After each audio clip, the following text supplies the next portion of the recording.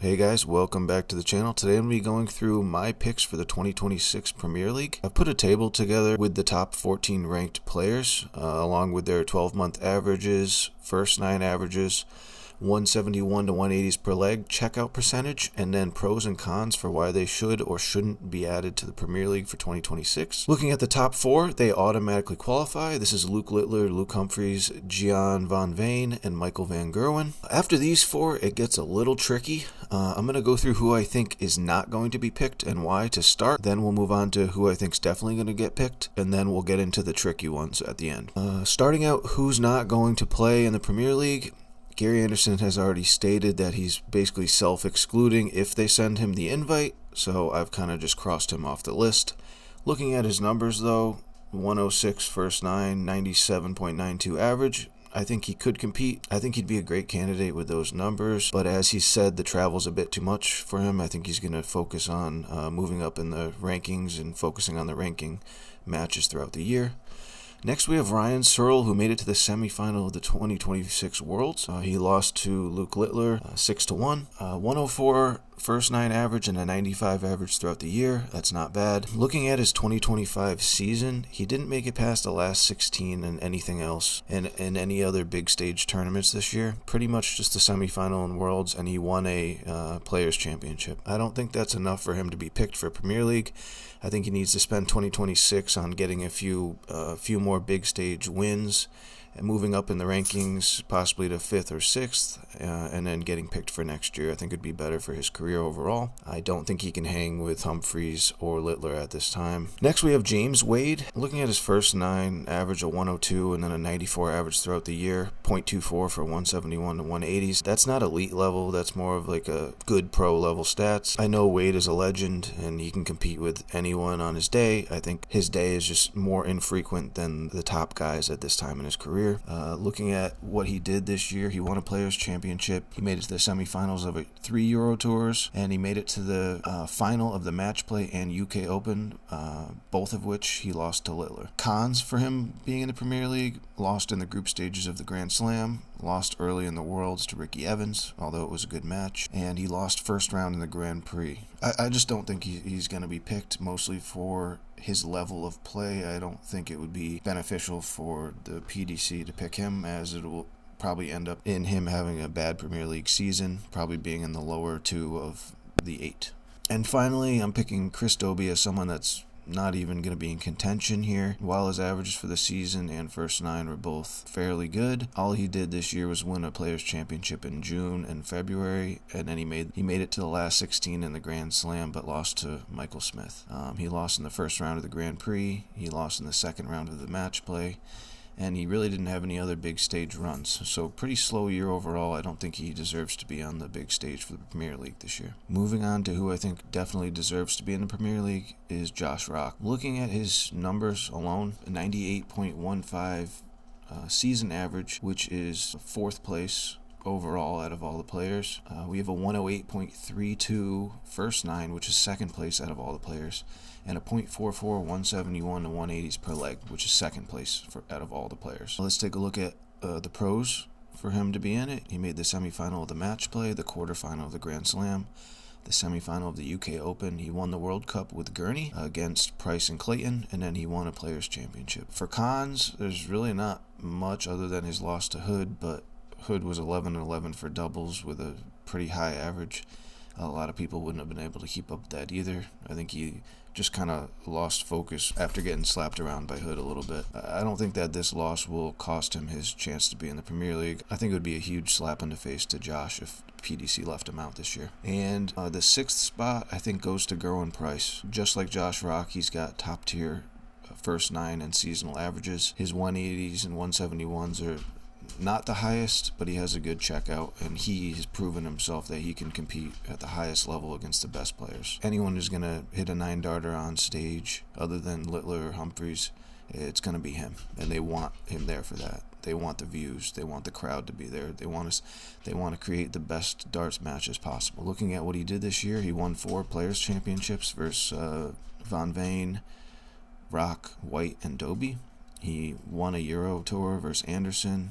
He made it to the semifinals of the Players' Championship Finals, where he lost to Littler. The Grand Slam, he made it to the semifinals, where he lost to Humphries. And the World Series of Darts semifinals, he lost to Littler again. The quarterfinals of the match play, he lost to Rock. And he made it to the Premier League playoffs last year, top 4 out of 8, where he lost to Littler in the semifinals. So overall, very good year. He's had some good runs on big stages, and he's proven that he can make the playoffs of the Premier League already. He had an early exit in the Worlds this year. He lost to Wesley Plaisier 3-0. He dropped in rankings to 12th a little bit. I think that's what some people are thinking, he doesn't deserve to be in it, but I don't agree there. He showed some spells of inconsistency throughout the year where he wasn't hitting his doubles after he missed the first few. I don't think this is enough to keep him out of the Premier League this year. Again, it would be a slap in the face to not give him an invite. And moving on to the tricky part, there's 2 spots left and 4 people that I think could possibly get it. Starting with who I think is going to get picked indefinitely is Nathan Aspinall. Looking at his numbers, the seasonal average isn't that good, but his first 9's still up there. With the top of them, and his 171s and 180s are still high. His resume for this year is pretty good, which is the main reason I think he gets it, along with being a huge fan favorite. He's going to draw crowds. People love the Bright Side song. Even though we've heard it so many times, I still enjoy it. He made the Players' Championship Finals, final match where he lost to Littler 11-8, put up a good match there.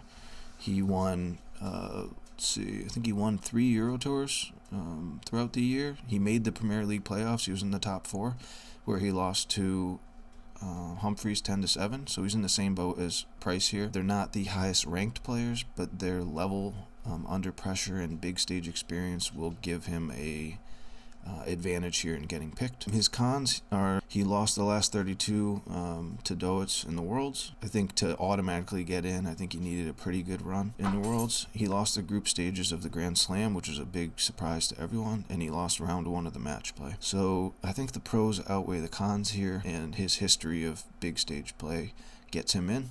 I might be a little biased, let me know. Let's see, after Aspinall, the next most likely, in my opinion, is Johnny Clayton. Getting straight into it, his numbers aren't the best throughout the year, but they're still fairly high and enough to compete with the best. Looking at his pros, he made the quarterfinal of the Worlds, had a pretty good run.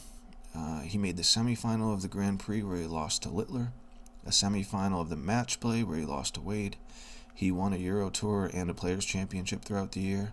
He lost the final of the Masters to Luke Humphries, and he lost the semifinal of the UK Open to Luke Littler. That is a pretty good resume, showing that he can play on the big stage. Not necessarily win the biggest games, but he's been making it pretty far through all the biggest tournaments. I think this resume alone should give him the invite. A few cons: he lost in the group stages of the Grand Slam, he lost in round 1 of the Players' Championship Finals, and he's shown some spells of inconsistency throughout the year, kind of similar to Price. But overall, what he's achieved this year in the biggest tournaments, I think, should give him an invite. Next up, we have Stephen Bunting, who has been in the spotlight lately. He's had some online hate from trolls, along with some issues with self-proclaiming himself the people's champion. People didn't like that, I guess. I don't know why anyone cares. Looking at his numbers, he's got top-tier numbers. He can compete with the best on paper. One of the biggest cons in my mind is his Premier League season last year. He ended up being dead last. He only ended up winning 7 matches throughout the whole year. He did end up winning 1 night, so 3 of those 7 was in 1 night, and then he ended up winning 4 quarterfinals throughout the season other than that. Not a lot of fun watching his matches for the fans, but a lot of fans do love him.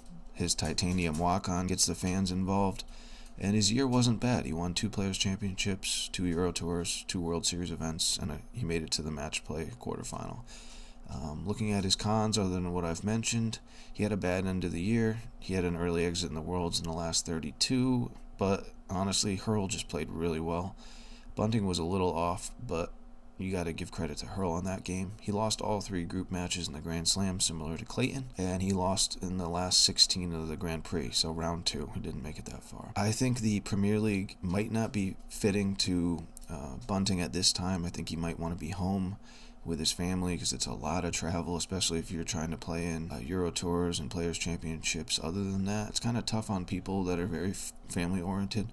So I think even if he does get the invite, which his numbers should give him one, I think he might not even take a year off. I'm not sure what his sponsors would think about that, but I think Clayton will get the invite over Bunting. I think it's just going to be very close between these two for the 8th spot. Kind of my dark horse pick, who had a decent season, is Danny Noppert, semifinal of the Grand Slam, semifinal of the Grand Prix, semifinal and final of the Euro Tours, and semifinal of the Masters. I think if he won anything big, I think he'd be more in the discussion. His averages are okay, 102 first 9 versus Littler's 111. You're not going to win too many matches against Littler. His cons, no wins in 2025, like I said. I think that factors him out, and his level of play is just slightly below, I think, what they're looking for. I think other than the top 4, we're going to see Josh Rock, Gerwin Price, Nathan Aspinall, and Johnny Clayton.